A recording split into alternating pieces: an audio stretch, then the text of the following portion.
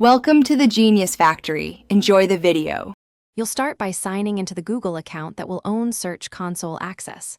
Once done, pick the right property type, domain, or URL prefix, because that choice changes verification methods. Make sure you have DNS management or CMS admin rights now. Without them, you'll stall. Next, click Add Property and enter your site exactly. Then proceed to the verification options Google shows. This sets the stage for the actionable verification steps to follow.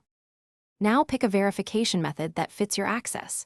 If you control DNS, add the provided TXT record and wait for propagation. That's the most complete option. If you have CMS access but not DNS, upload the HTML file to your web root or paste the meta tag into the site header and save. Alternatively, use an existing Google Analytics or Tag Manager container. If those are verified, Search Console accepts them. After implementing, click Verify and watch for confirmation. Once verification succeeds, open the property and immediately submit your sitemap to accelerate indexing. Make sure to request indexing for priority pages and monitor the coverage and performance reports for issues. If verification fails, don't panic. Common causes are DNS propagation delay, cache site headers, or wrong file path. In that case, wait for TTL to expire or re-upload the correct file, then retry verification.